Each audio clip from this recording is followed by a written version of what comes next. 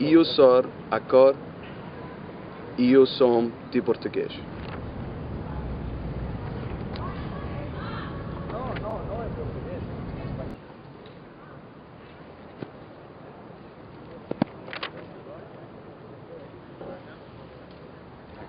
Eu sou a cor e o som de português. Você é capaz de traduzir a palavra, mas é você capaz de traduzir a poesia? Eu sou a cor e o som de português.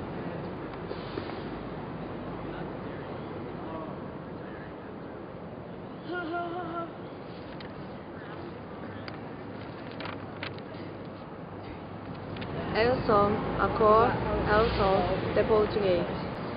Compreender a imagem e o som de uma palavra mostra apenas a parte técnica, as regras. A poesia vai além disso. Não me entenda mal, a poesia não é quebrar as regras, apenas. A poesia existe antes das regras. Eu sou a cor e o som do português.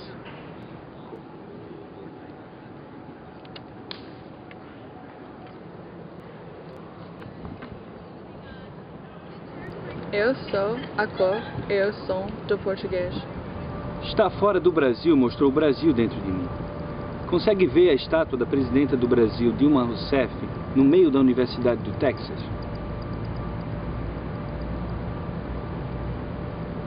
O único motivo pelo qual você consegue vê-la é o mesmo que faz você entender a poesia.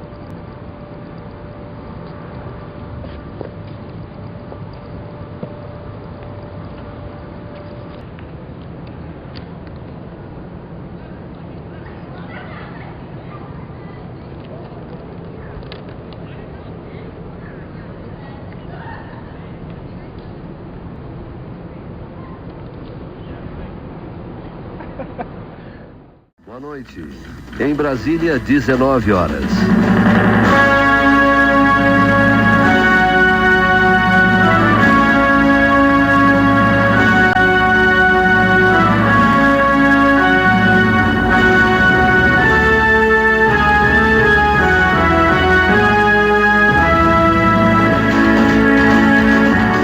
Estes são os destaques da edição de hoje da Voz do Brasil.